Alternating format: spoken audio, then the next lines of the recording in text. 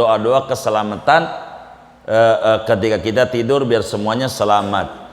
Itu diajarkan, itu alamat rezekinya makin berlimpah. Waduh, tendanya makin maju, dekornya makin maju.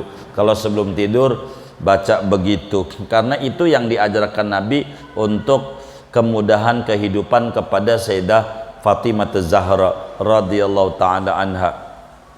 Bacaan supaya kita diberi keluasan rezeki. Imamun Nawawi di dalam kitab Al-Adhkar An-Nawawiyah, begitu juga As-Sayyidi Syekh Al-Habib Ali Khirid Al-Husaini di dalam kitabnya Al-Wasail Asy-Syafiyah menjelaskan aurad-aurad ba'da salat yang diajarkan oleh Nabi. Banyak. Apakah tasbih ini ada dalam semua salat? Secara jujur ada. Semuanya ada dalilnya. Semua salat wiridanto. Begitu. Ada dua riwayat. Tasbih, tahmid, takbir. Pertama ada yang riwayat 11. Jadi makanya ada tasbih yang perputarannya 33 doang. Itu satu. Ada juga yang riwayat 33. Riwayat 33 ada dua. Pertama tasbih 33, tahmid 33, takbir 33, ditutup dengan Allahu Akbar kabiro. Kedua ada riwayat tasbih 33, subhanallah, alhamdulillah 33, Allahu Akbar 34. Jadi pas 100 sebelum Allahu Akbar kabiro. Itu riwayat-riwayat dari Nabi berbicara bacaan. Di antara wiridan itu ba'da salat yang diatur adalah semua salat. Nanti saya ambil dulu maghrib, subuh. Baik. Wiridannya tergantung. Istighfar, dohor, asar, maghrib, bisa subuh ada. La ilaha illallah wa la syarikalah yang langsung diajarkan Nabi hanya maghrib dan subuh 10 kali. Maghrib, subuh 10 kali. La ilaha illallah wa la syarikalah, lahul mulku wa lahul hamdu yu'mit wa ala kulli syai'in qadir. Maghrib 10, subuh 10. Ada riwayat dan ini dipakai oleh Imam Haddad tapi kurang kuat, ba'da asar. Imam Haddad selalu ba'da asar, Abdullah sakalanya 10. Itu begitu. Kemudian Allahumma ajirni minan nar, atau orang kita dijamakan Allahumma ajirna minan nar. Ini khusus maghrib dan subuh. Maghrib dan subuh. Selainnya maghrib dan subuh tidak langsung diajarkan oleh Nabi. Dibaca ya boleh begitu, tapi ajaran yang langsung maghrib 7, subuh 7. Jadi la ilaha illallah syirkallah Allahumma ajirna minan nar adanya di maghrib dan subuh. Allahumma antas salam itu di semua salat. Allahumma antas salam. Terus Allahumma inni ala dzikrika wa syukrika wa husni ibadatik di semua salat. Allahumma lamani alima a'taita wa lam muti wa mana'ta di semua salat. Di semua salat adanya wiridan itu yang dibaca. Kemudian tasbih di semua, terserah kita ngambil 3, arti ngambil 11, ngambil 33, itu ada begitu. Habis dah tuh, di antaranya masih banyak. Ada ayat kursi yang dibaca Nabi, itu ada dalam semua salat. Lalu kemudian yang ditanya, jika ada, mengapa sedikit orang yang melakukannya, lebih banyak yang meninggalkannya? Mungkin daripada keadaan masyarakat yang ada. Karena hidup ini adalah pilihan, begitu, melihat Kalau masjid di kampung yang orangnya nggak kemana-mana, ya dia habis sholat ngerem aja di situ, bisalah maksimal sekali untuk mengerjakannya begitu. Tapi kalau masjid-masjid yang pinggir jalan, ini dengan mengajar berjamaah udah bagus, maka wiridan itu diserahkan biasanya kepada masing-masing, tapi tidak secara rame-rame begitu. Sebetulnya banyak yang mengerjakannya, mungkin karena kita melihat subjektif di lingkungan kita.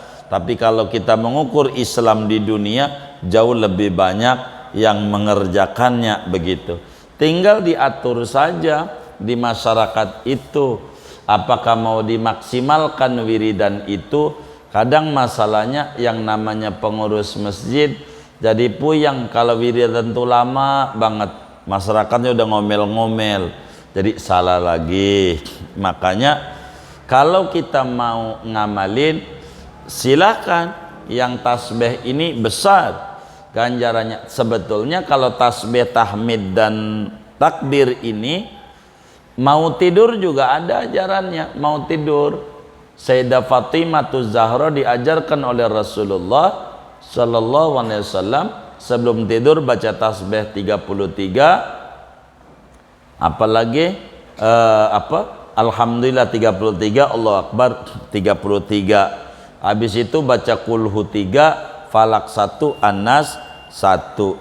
Kalau kita baca ratib, habis sisa udah jadi aja, karena itu udah masuk doa-doa keselamatan ketika kita tidur biar semuanya selamat.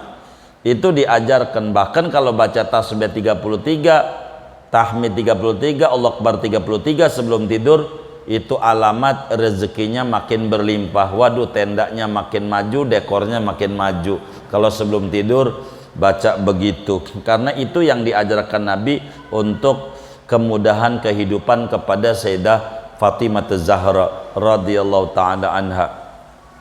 Jadi kalaupun ada sedikit, sebetulnya banyak, karena ajaran Nabi ini banyak, maka ada yang mengerjakan, ada yang tidak. Kemungkinan kalau ada orang yang mengerjakan dikit, kemungkinan kita husnudzon ada hal yang jauh lebih urgen dari ajaran Nabi tersebut begitu. Jadi sebetulnya kalau ditanya ya ada, jalanin aja kita. Kalau kita sudah masyarakatnya jadi, tahu masyarakat jadi emang udah itu aja dan semuanya demen, hobi semuanya, jalanin aja itu sampai kelar. Mau dohor, mau asar. Jadi kalau dohor bacanya begini kurang lebih, Astagfirullahaladzim 3 kali, langsung Allahumma antas salam begitu. Allahumma la mani lima a'taita, Allahumma ini, nggak boleh tinggal Allahumma ini nih. Dijamain aja, silakan. Kalau saya biasanya mufradin, Allahumma inni ala dzikrika wa syukri wa husni ibadatik, baru ila rabbi subhanallah 33, alhamdulillah 33, Allahu akbar 33, tutup amallahu akbar kabira, dah doa Fatihah doa. Itu begitu. Seperti apa yang sudah dibagikan buku tuntunan daripada sholat zikir, sholat 5 waktu.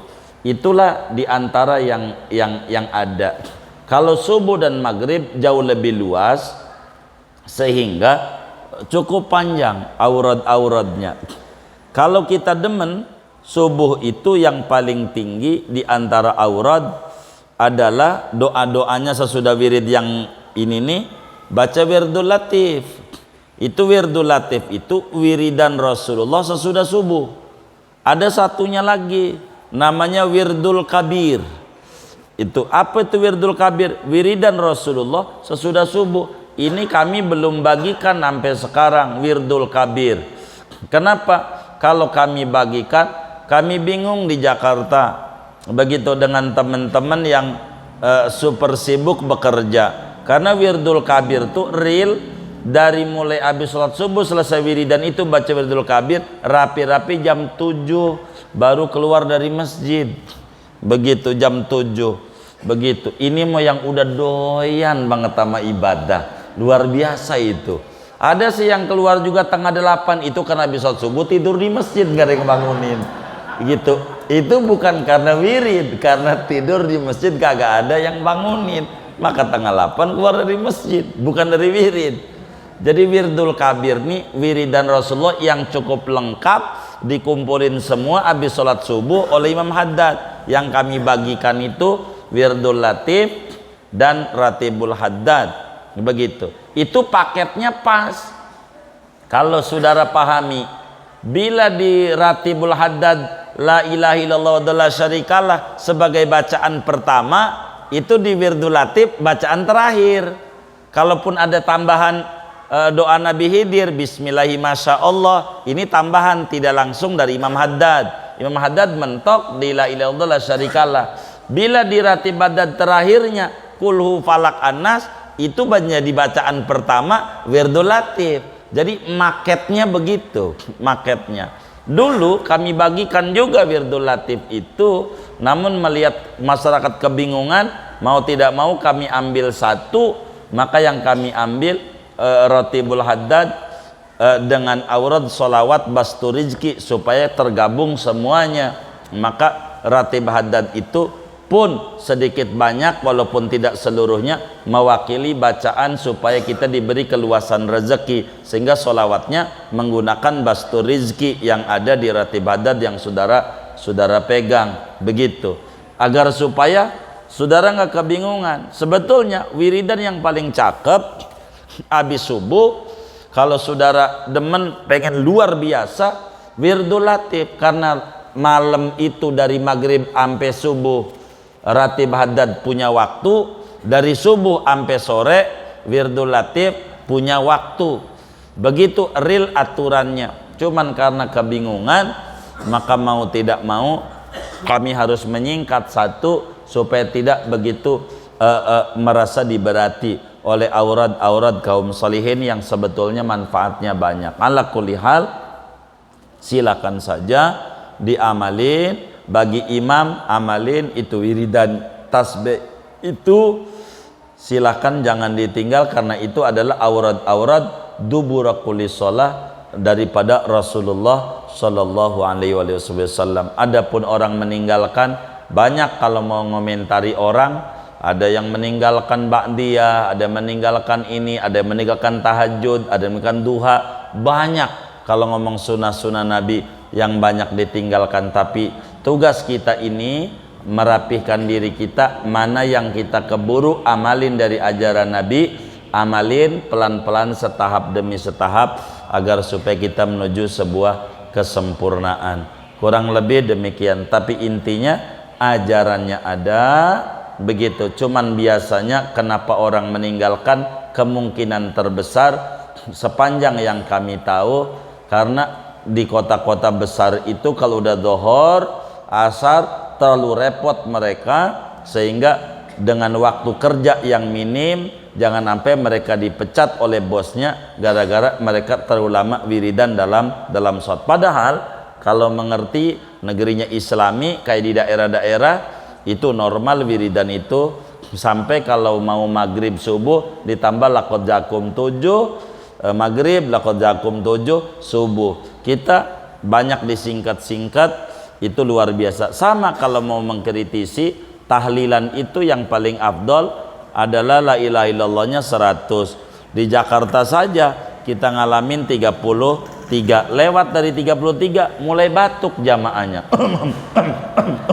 Kalau lewat 33. Kalau di daerah, mohon maaf, bisa kalau tahlilan tuh bisa 200, bisa 500 tiap tahlilan. Nggak ada itu tahlilan 100 tuh. Kalau malam 1, 2, 3 200, bisa 300, kadang 500 baru nutup tuh la ilaha illallah. Itu di daerah begitu. Nggak ngalamin sampai detik ini di daerah Kabupaten Tangerang, di Serang, Cilegon 33 nggak ada. Apalagi di daerah Pandeglang, nggak tahu tuh di Cilegon tuh. Kalau di Pandeglang hadorot paling dikit kudu 100 hadorot. Dari jam 8 nih kita mulai tahlilan sampai tanggal 9 belum kelar. Ila hadrat Syabdul Qadir Jilani Al-Fatihah. Satu wali satu Fatihah. Pokoknya ada 200 wali ya 200 Fatihah. Lah belum tahlilan, Yasin belum. Kalau di Jakarta insya Allah udah pulang itu jamaahnya. Kalau di Jakarta kira-kira mau diamalin ya silahkan. begitu. Itu begitu. Kalau nggak begitu nggak mau. Kudu wali ini sebut semuanya. Urutan-urutan itu. Jadi paling dikit itu 200 Fatihah sebelum Iya sebelum Yasinnya itu. Itu begitu. Sampai detik ini. Saya bilangin aja takut saudara main di rumah temennya di Pandeglang mimpin Nabil Fatih Yasin. Aduh ditawakan ditinggal orang.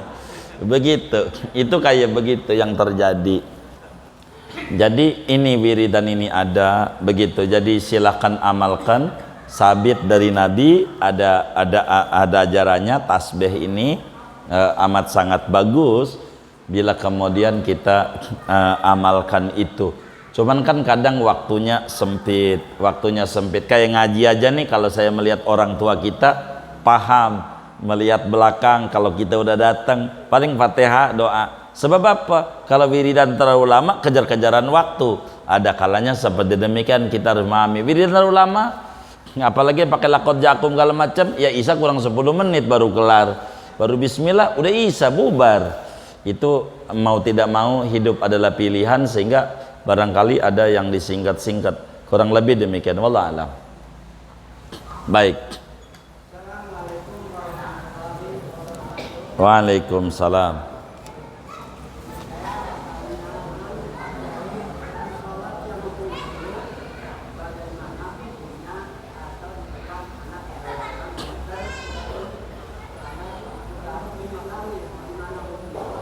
Apa tuh?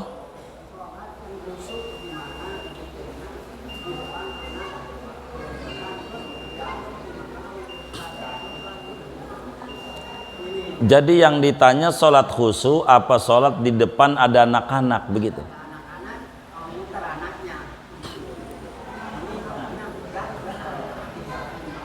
Iya, jadi yang ditanya nih hukum garuk-garuk sampai 5 kali apa sholat khusyuk?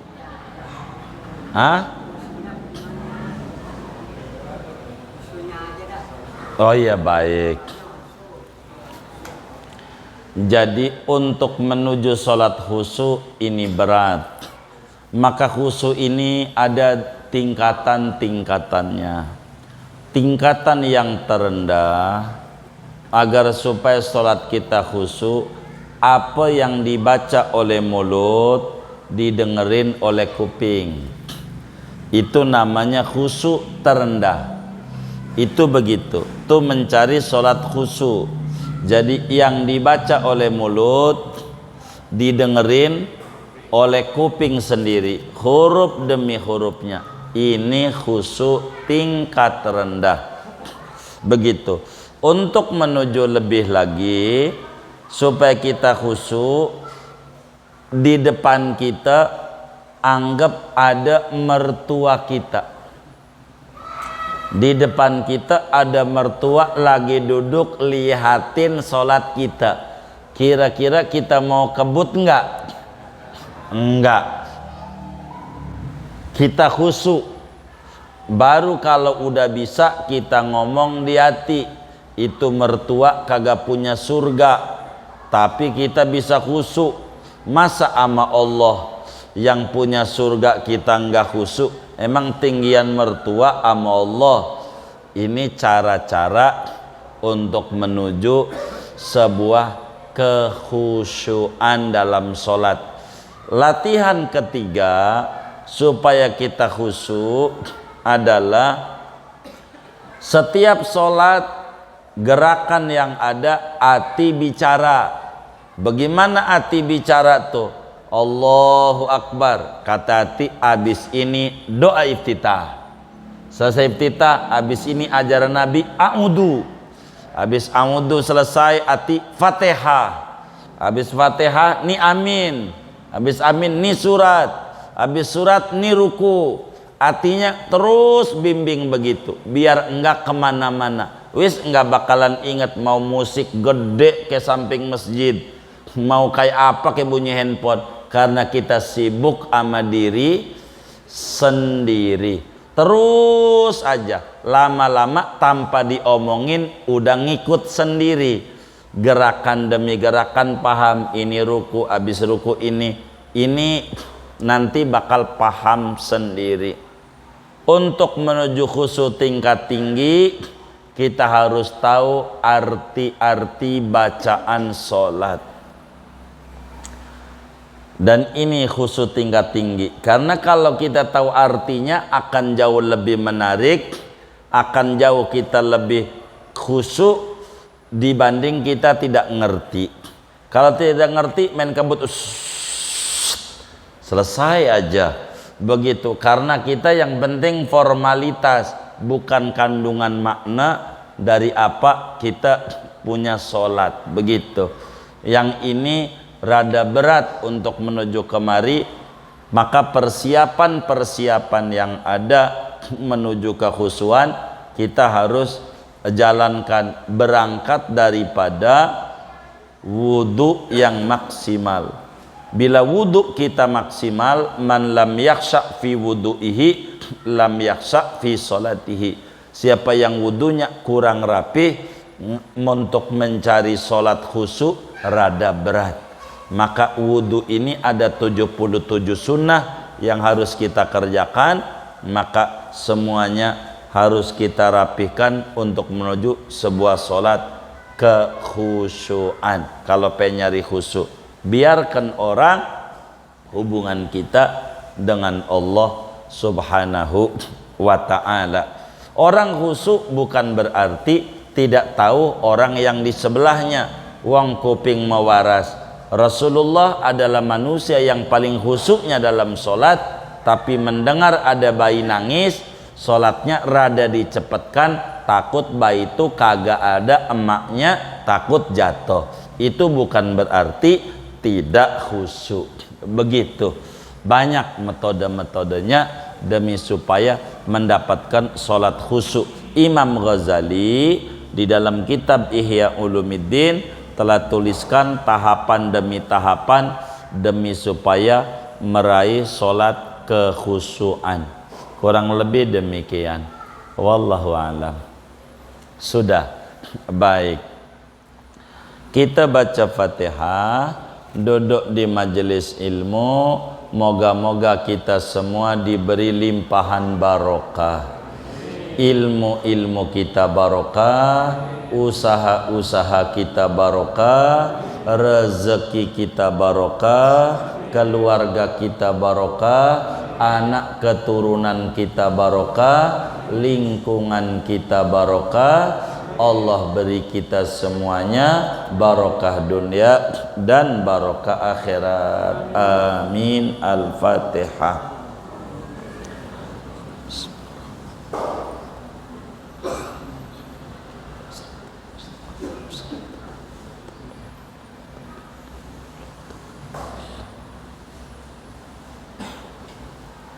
Allahumma rabbana taqabbal minna ta'limana wa ta'allumana wa du'ana wa jami' amalina wa tamim taqsirana ya Allah ya Arhamar Rahimin. Sallallahu alaihi wasallam ala khairil khalqi Muhammadin wa ala alihi wa sahbihi ajma'in walhamdulillahi rabbil alamin.